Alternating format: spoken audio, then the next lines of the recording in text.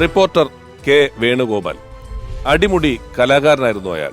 പാട്ടോ കൊട്ടോ ആട്ടമോ അനുകരണമോ കലാരൂപം ഏതായാലും കയ്യടി നേടാൻ അസാമാന്യ വിരുതുള്ള ഒരു കുട്ടനാട്ടുകാരൻ. സകല കലയോടും ചേർന്നൊഴുകുന്നതിനിടയിലും സഹൃദയത്വമായിരുന്നു അദ്ദേഹത്തിന്റെ മുഖമുദ്ര. മലയാളം കണ്ട എക്കാലത്തെയും വലിയ പ്രതിഭകളിൽ ഭൂരിഭാഗവും വലിപ്പച്ചെറുപ്പമില്ലാതെ ആ ഇളമുറക്കാരന്റെ സർഗ സഹവാസത്തിനായി തമ്പടിച്ചു. അരങ്ങും അണിയറയും ഒരുപോലെ വഴങ്ങുമ്പോഴും പ്രൊഫഷണൽ വഴിയിൽ കാലം ആദ്യം അദ്ദേഹത്തിന് സമ്മാനിച്ചത് പത്രപ്രവർത്തകന്റെ കുപ്പായം. Reporter K Venugopal. എത്രയോ പേരുടെ കലാവഴികളിൽ തൂലിക ഏന്തിയവന്റെ പേര് പിന്നീട് എത്രയോ തലമുറകൾ എത്രയോ വട്ടം അച്ചടിച്ചു. മാധ്യമമേതായാലും അഭിനയ തികവിന്റെ കൊടുമുടിയേറ്റങ്ങൾ അനായാസം സാധ്യമാക്കിയ സമാനതകളില്ലാത്ത ബഹുമുഖ പ്രതിഭ. ഓർമ്മയിലെന്നും നെടുമുടി വേണു. വിളക്ക് വെളിച്ചം കാണാൻ മാത്രമുള്ളതല്ല, അരങ്ങിൽ അതിന്റെ സ്ഥാനം എന്താണെന്ന് അപ്പോട്ട് നമുക്ക് ഞാൻ പറഞ്ഞു തരണോ? പഞ്ചവടിപ്പാലം പൊളിച്ചു പണിഞ്ഞ് പാലത്തിന്റെ രണ്ടറ്റത്തും കുറുപ്പിയേട്ടന്റെ പ്രതിമയെ സ്ഥാപിക്കാൻ പോവാ.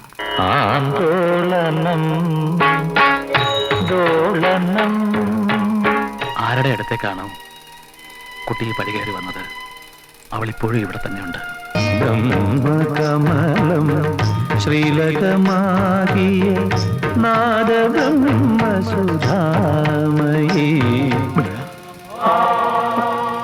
അകുലമില്ല, അകുലം.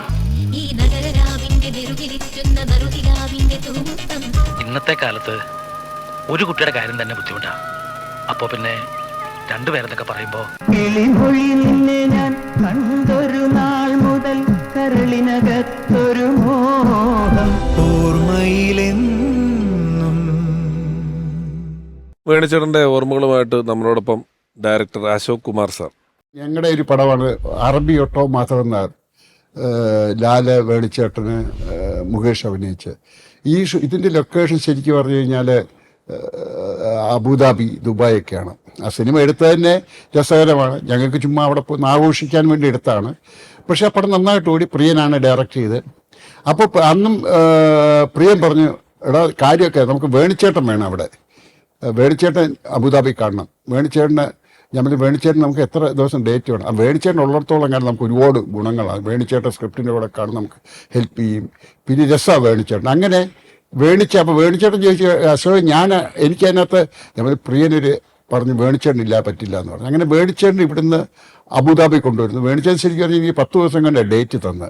പക്ഷെ അവിടെ വന്നു കഴിഞ്ഞപ്പോൾ വേണിച്ചേട്ടനത് 15-20 ദിവസമായി. അതായത് വെച്ചാൽ അവിടുത്തെ വേണിച്ചേട്ടൻ്റെ പ്രസൻസ്, അതായത് ലൊക്കേഷനിൽ 2 ആർട്ടിസ്റ്റാണ് പ്രസൻസ് കൊണ്ട് നമ്മളെ ഇഷ്ടപ്പെടുന്നത്. ഒന്ന് സുമാരി ചേച്ചി, സുമാരി അമ്മ, ഒന്ന് വേണിച്ചേട്ടൻ ഉണ്ടെങ്കിൽ എല്ലാ സിനിമ അഭിനയം മാത്രമല്ല, സ്ക്രിപ്റ്റിൻ്റെ കാര്യമാണെങ്കിലും മറ്റെല്ലാ കാര്യത്തിലും വേണിച്ചേട്ടൻ നമ്മുടെ തന്നെ കൂടെ കാണും. മലയാളത്തിലെ ആദ്യത്തെ മെഗാ പരമ്പര മമ്മൂക്ക നിർമ്മിച്ച പരമ്പര വന്നപ്പം അതില് എത്രയോ എപ്പിസോഡുകൾ അഭിനയിച്ചത് വേണിച്ചേട്ടനാണ്.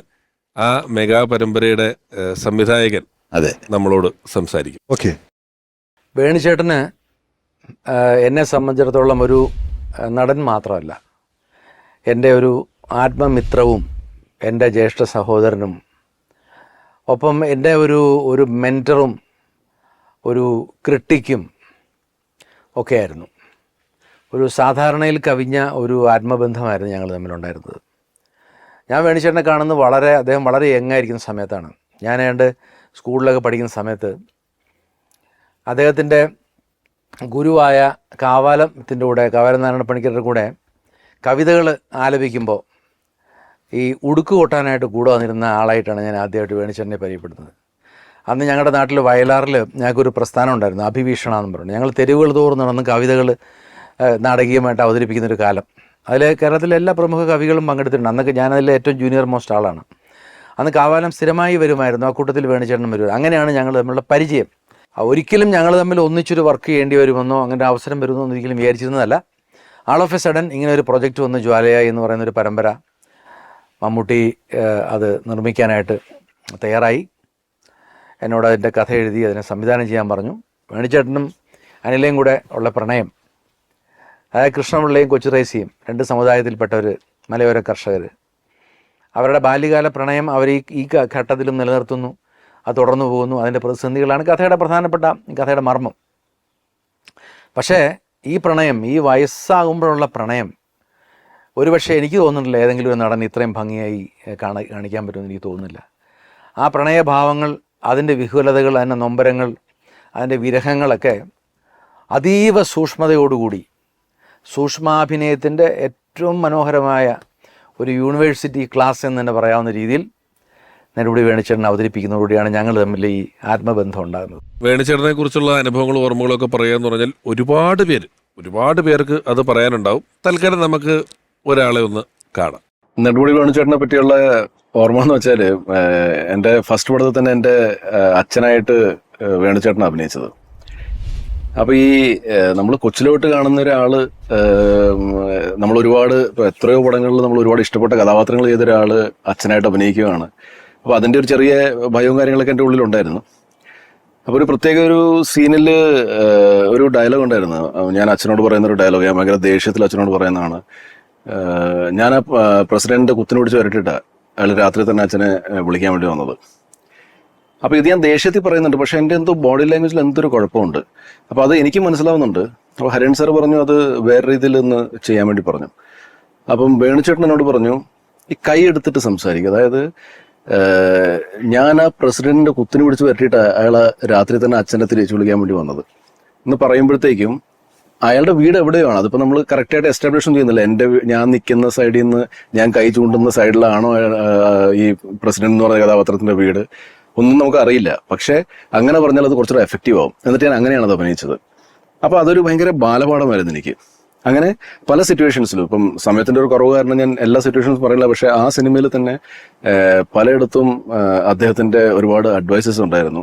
എനിക്ക് തോന്നുന്നത് എവിടേക്കോ എനിക്ക് എൻ്റെ അഭിനയം പോളിഷ് ചെയ്യാൻ പറ്റിയതൊക്കെ ആ അഡ്വൈസസും അല്ലെങ്കിൽ ഹരൺ സാറിന്റെ അഡ്വൈസസും ബാക്കി ഒരുപാട് കഥാപാത്രങ്ങൾ ഇവരെ പോലെയുള്ള ലെജൻസ് ചെയ്തു വെച്ചിരിക്കുന്ന കഥാപാത്രങ്ങളെ കണ്ടിട്ടായിരിക്കാം. വേണുചേട്ടനും പ്രിയപ്പെട്ടവരുമായിട്ട് ഒരുപാട് പേര് എല്ലാവരും ഈ വേദിയിലെത്തുന്നില്ലെങ്കിൽ ഒരു വലിയ സൗഹൃദ സംഘത്തിന്റെ നടുക്കിലാണ് എപ്പോഴും അദ്ദേഹത്തെ നമ്മൾ കണ്ടിട്ടുള്ളത്. ഒരാളെ കൂടെ കാണാം.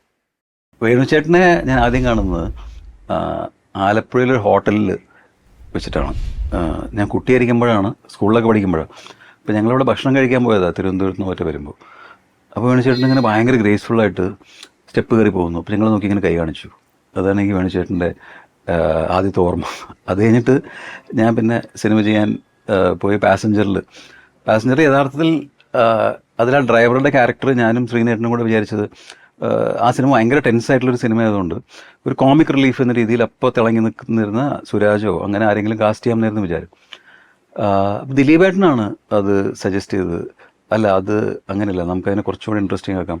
അപ്പോൾ അയാളൊരു വയസ്സനായ ആളായിരിക്കണം, ഒരു ചൊറിയൻ, ഒരു ഭയങ്കര ഇൻട്രസ്റ്റിംഗ് ആയിട്ടുള്ള ഒരു ക്യാരക്ടറൈസേഷൻ കൊണ്ടുവരാന്നൊക്കെ പറഞ്ഞിട്ട് അപ്പോൾ തന്നെ ഞങ്ങൾക്ക് സ്ട്രൈക്ക് ചെയ്തു.